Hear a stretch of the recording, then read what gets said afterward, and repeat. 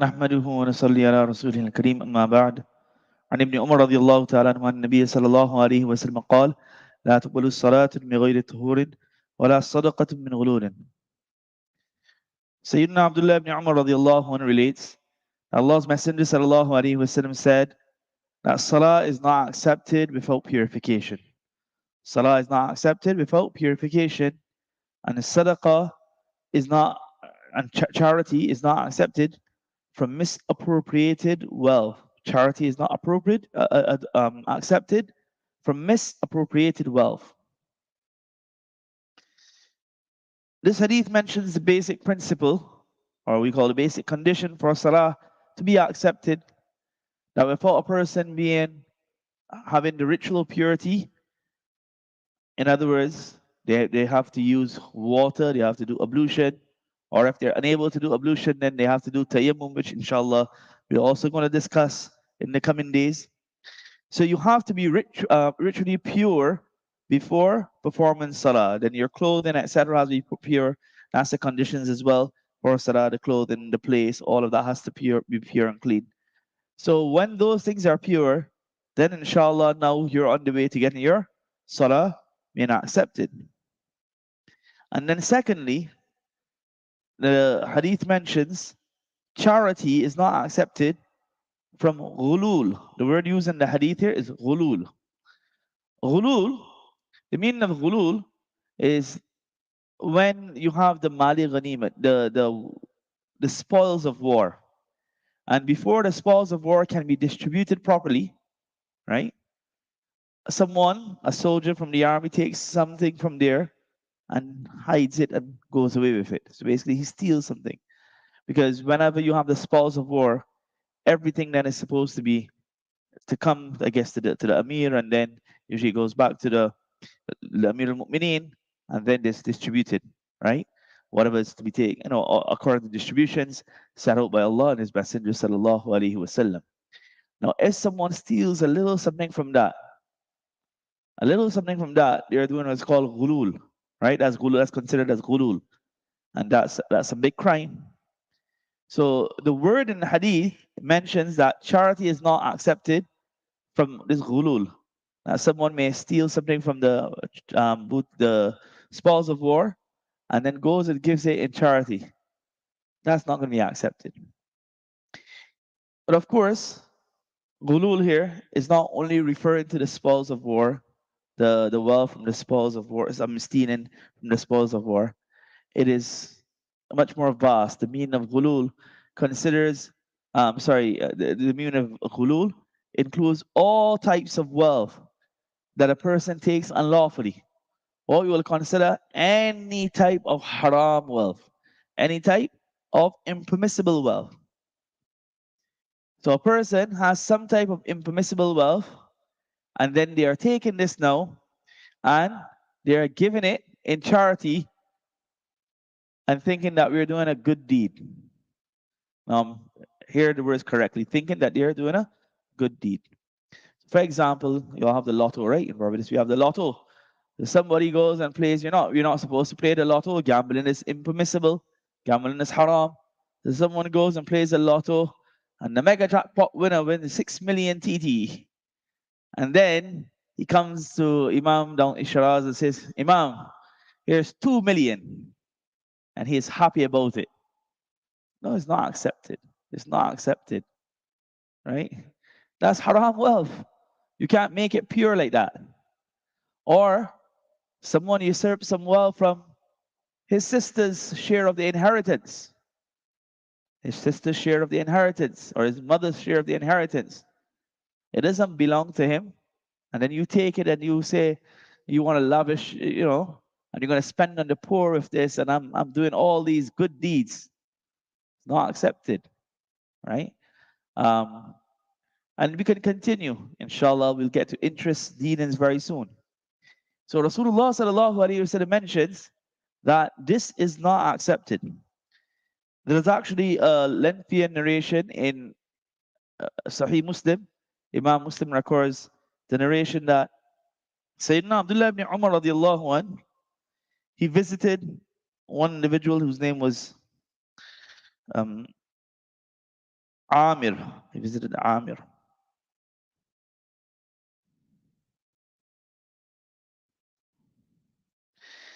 So he visited this, I think his name is Abdullah ibn Amir. So he visited Abdullah ibn Amir and he was ill. Abdullah ibn Amir was an individual who was in charge and was the governor, one of the governors of one of the Muslim provinces of the time. He had been and he was a governor, then he was taken off the post and he was given another place. So he was an individual who had a prominent position. So he's ill and Ibn Umar radiallahu anh visits him. And Sayyidina Abdullah ibn Umar radiallahu anh, when he visits him, in one narration it has that people were praising him and making dua for him. And Abdullah ibn Umar is a Sahabi, he's remaining silent. He's not saying a word. So after a while, he turns to him and says, Ibn Umar, make dua for me. Right? Basically, when you're not saying anything, make some dua for me as well. Join the rest. So Abdullah ibn Umar radiallahu anh, he recites this hadith. The Messenger sallallahu alaihi wasallam said that salah, no salah is accepted without purification, and no charity is accepted that comes from ghulul. And you were the governor of Basra. And he left it there. Basically telling him that unfortunately, during your reign as governor, you were taking wealth that was not yours and using it for purposes that you shouldn't have. So you are misappropriating the wealth. So you're misappropriating the wealth, and now you want me to make dua and expect that the dua becomes accepted, right? You were involved in taking wealth wrongfully and spending wrongfully, using it upon yourself and you shouldn't have. So just as how a person when they're consuming haram, and their body is being nurtured with haram, the hadith mentions, a person is a traveler. He is all his hair disheveled. There's a lot of dust and everything on his body. He's hungry, he's thirsty. And then he lifts his hand in the air and then he makes dua. Now he has all the conditions for dua to be accepted. Looking at his pitiful state, right? One of the Salam Sahib, Damar Barakatuh mentions what? The beggar's bowl, right? When you go and you're showing your ikhlas and sincerity and your true want. So everything is there. All the conditions for his dua to be accepted is there. Looking at his clothing, it looks like this man, you gotta give him, right? Then he's a traveler. Duas of a traveler are accepted. And he lifts his hand and he's asking, Ya Allah, Ya Rabbi, Ya Rabbi, and he's making dua. And the Messenger sallallahu alaihi wasallam said, وَمَطْعَمُهُ حَرَامٌ وَمَشْرَبُهُ حَرَامٌ وَمَلْبَسُهُ حَرَامٌ. But then the food that he's been consuming is haram. The drink he's been consuming is haram. The clothing he is wearing is haram. So then how can this dua be accepted? So that's why what we consume. And remember, the consumption starts from what we earn. And that's why one of the questions a person is going to get asked on the Day of Judgment, min ayna iktasabahu, where did you gain your wealth from? Where did you gain your wealth from? And then, what did you spend it in? So the way you earn has to be halal as well. So if you're taking haram and your sustenance is haram, and then you're taking it and you are placing it in avenues of charity and hoping to be rewarded, then unfortunately, beloved friend, you're misguided. It's been mentioned that haram wealth is intrinsically is contaminated and holds no value in the eyes of a Muslim. That's why even if a person makes tawbah, although he becomes purified from the sin of accumulating the wealth, that money still remains polluted. And that's why it is incumbent upon him to dispose of it, and he has no choice. The first thing was that he did wrong was that he accumulated this wealth through haram and impermissible means. So that's why you're told that if you have such wealth, then you give it away to the poor and needy, without having the intention of thawab. You'll give it, you give it. It's not that you're thinking that you're doing a good deed. And the reason for this, as the Sahaba mentioned, one of the hadith of Sayyidina Abu Hurairah radiallahu Ibn Mas'ud radiallahu an, he says, Imam Ahmad al-Mustad records this narration, that a slave of Allah who acquires haram wealth and gives charity from it, it is not accepted from him. If he spends from it, he does not have any blessings or barakat in it. If he leaves it behind him, in other words, he dies and he leaves it behind, it will be a means of taking him to the fire of hell. Verily, Allah does not wipe out evil deeds with evil deeds. Instead, He wipes out evil deeds with good deeds. Indeed, the repulsive does not wipe out the repulsive. So what we understand is that haram, or acquiring haram wealth, is very evil. And the way you have to do it, so if you have wealth from any haram means, then don't think just giving it as sadaqah, you'll get the reward. That's the answer. If you usurp somebody's property or wealth, you ask them permission, you apologize, you seek their forgiveness, and you return it to them. As I've been mentioning, inheritance is something very, very serious. If you've taken even $1 that is not yours, make sure you give it back. Sometimes what happens, we have land wars. I'm not sure how it was happening here, but especially when those who have land back home in India and Pakistan and wherever else. So then sometimes you go and say, this is my land, that's my land. And sometimes it is not even yours. Sometimes it belongs to a whole family because it came down from one of the grandfathers, right? Maybe 2 generations ago, grandfather has that big plot of land. Now that's not only yours. You just can't go and sign off the papers and take all that money for yourself. No. Now you have to look and see, okay, the great-grandfather had 5 sons. And those 5 sons, from them, they didn't have any daughters. There were 5 sons. And then, now those 5 sons, between them, they had 10 sons and 20 daughters. And now it's come down to us. Now you have to go through everything. That's why you contact Muftiyani Kiram, and now you find out how much does each person receive. No, there was one, going back to that ghulul, right? There was one Sahabi, can't remember his name now, in one of the wars. And the command of the army said, the battle had just finished and we were collecting the spoils of the war.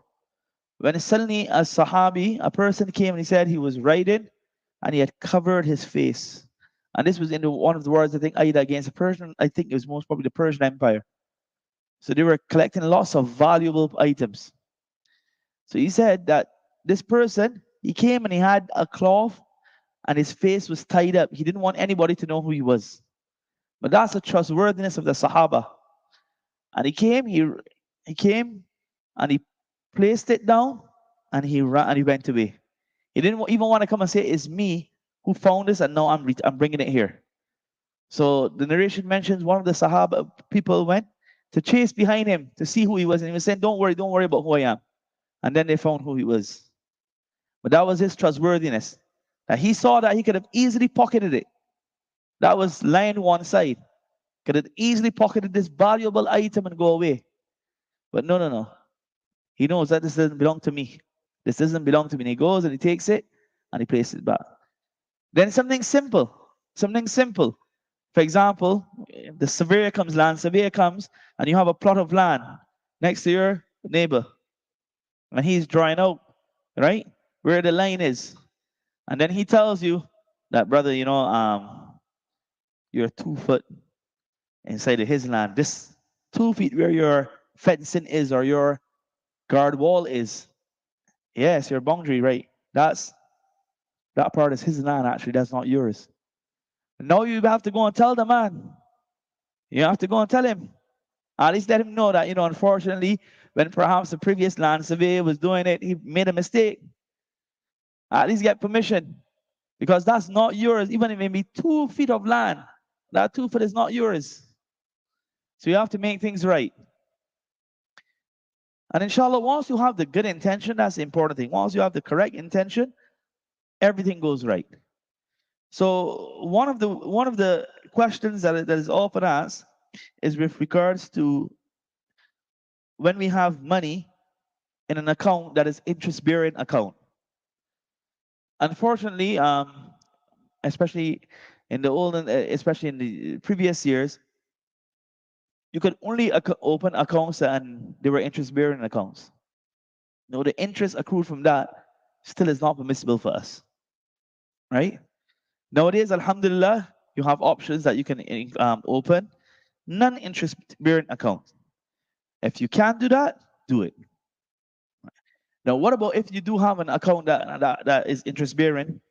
So then what you do is then you ask them, you ask the teller, okay, I have this amount of money. So how much money is interest-bearing? So if they tell you is $1,000, then what you will do, you withdraw that $1,000, that's the interest-bearing, right? That's the interest money. And then you give that to the poor and needy. It can be any person. It can be a Muslim poor and needy or a non-Muslim poor and needy. But here, as it says, when you usually give charity, you're rewarded for it, and you have the intention of gaining reward. In this case, you're not making the intention of reward. You're not making it. Inshallah, Allah will give you, right? Inshallah, Allah will give you. But at the time, you're not going to be making the intention that I am getting a reward for this, because this is unclean wealth, right? This is unclean wealth. But then you don't take it and burn it, right? You take it then and give it to someone, because for you it is unclean. But if a recipient now who is poor and needy, for them it's totally permissible, right? So that's the difference there. But you are not going to make the intention that I'm giving this in order to gain reward, right? As I said, in the eyes of Allah subhanahu wa ta'ala is very gracious, merciful. Inshallah, He will give us some type of reward for it. And so any person basically who can receive zakat, you can give them, and you don't need to tell them. But that type of wealth you can't give to the masjid. Understand? You can't come and take interest money and put it in the masjid donation box. No, you can't do that. Or you can't give it to the school for its expenses, etc. No. That will, as I said, to the poor and needy, Muslims or non-Muslims, you can give them, and without the intention of reward. So that's the hadith there. The next hadith is also short and sweet on Jabir ibn Abdullah radiallahu anhu. قال رسول الله صلى الله عليه وسلم مفتاح الجنة الصلاة ومفتاح الصلاة الوضوء. Jabir ibn Abdullah radiallahu anhu relates that the Messenger sallallahu alaihi wasallam said, the key to Jannah is salah, and the key to salah is wudu, ablution. So if you want to get your salah to be accepted, you have to have your purification done. And if you want Jannah, then you have to have the key. And what is the key? Salah. Simple way Rasulullah sallallahu alaihi wasallam explains. There's a symbolism. You grant someone who has done some great deed what we call the keys to the city. So when Brian Lara scored the 375, the first time he broke the record, I think it was the mayor of Port of Spain gave him the keys to the city. I remember I was young then and still young, hopefully, inshallah. Right. So that I remember hearing about it for the first time. You get the keys to the city. And subhanAllah, right? That's a symbolism that now you're the free man, you can do as you want. The city is yours to go and come as you wish. It's a symbolism that you're really highly regarded. So Allah is telling us, if you want the key to Jannah, simple. Simple act, salah, hold fast to salah. And that's why we have to understand how important salah should be in our lives. That build our lives around our salah. Build our lives around our salah. You want Jannah, you need to have salah. You need to have salah. And I'll just end here with a lovely, there's one book, Faidul Qadir, and he's mentioned some interesting points about the keys to certain actions and their keys. So let's look at them. So he says, for every desirable thing, Allah has provided a key. For every desirable thing, Allah has provided the key. So basically, the way to get to what you want. So he says that He made purification the key to salah. And the key to Hajj is ihram. The key to Hajj is ihram. The key to piety is charity. The key to piety is charity. And the key to paradise is tawheed, believing in the oneness of Allah. And of course, salah is the most visible expression of Tawheed. Because when you're prostrating, when you're ruku, sajda, you're praying, you're saying Alhamdulillah Rabbil Alameen, you're saying Subhanallah, Subhan Rabbil Azim, Subhan Rabbil A'la, then that's all the most visible expression of Tawheed, that you're praising Allah and calling out of Allah and Allah alone. Then the key to knowledge is the beauty of inquiry. You ask questions, that's how you get knowledge, right? And the key to success is patience. Nobody has become successful by being rash, right? Any of the businessmen here will tell you so. Getting vexed and getting angry all the time. No, you have to be patient. The market goes up and down, right? The key to getting more is gratitude. Allah says, لَإِن شَكَرَتُمْ لَأَزِيدَنَّكُمْ. You be grateful, Allah increases you. So the key to getting more is gratitude. And the key to friendship and love is remembrance. The key to salvation is taqwa, connecting yourselves with Allah. And the key to getting help from Allah are hope and fear. The key to acceptance is dua. And the key to desiring the hereafter is renouncing worldly pleasures. The key to faith is reflection on the creations of Allah. That you reflect about what's around you, you understand the greatness of Allah. And the key to entrance in the presence of Allah is submission of the heart and sincerity for Him in love and hate. The key to the life of the heart is reflecting on the Quran, beseeching Allah in the early morning hours, and abandoning sins. So if you want our hearts to be alive, hold fast to the Quran, hold fast to tahajjud and call out to Allah, and stay away from sins. We'll have a heart that is alive. The key to getting mercy is seeking excellence in worship and making efforts to benefit humanity. The key to livelihood is making efforts along with doing istighfar. We don't understand, sometimes you don't realize this, but istighfar, asking Allah's forgiveness, is a spiritual way of gaining lots, even in terms of our materialistic needs. Children, wealth, everything. Istighfar, hold fast to istighfar. The narration mentions, من لزم الاستغفار جعل الله من كل ضيق مخرجا ومن كل هم فرجا ورزقه من حيث لا يحتسب كما قال عليه الصلاة والسلام. You hold fast to istighfar and constantly asking Allah's forgiveness. From every difficult situation, Allah creates an opening for you. From every type of worry, Allah creates a way out as well. And Allah grants you sustenance from avenues that you don't even know. So that's istighfar. The key to prestige is obedience. Obey Allah and Allah will grant you that honor. The key to prepare for the hereafter is to reduce expectations. And the key to all good is desire for the hereafter. And the key to all evil is love for this world and prolonged expectations. So these are the keys to certain things. And just recap, the key to salah is, the key to Jannah is salah. May Allah Ta'ala make us amongst those who will be steadfast on this pillar of Islam and have in our arsenal all of these keys as well, so that when we meet Him, He will be happy with us and we'll have the everlasting bounties and bliss of Jannatul Firdaus. Ameen. Subhanallah wa bihamdihi. Subhanakallah wa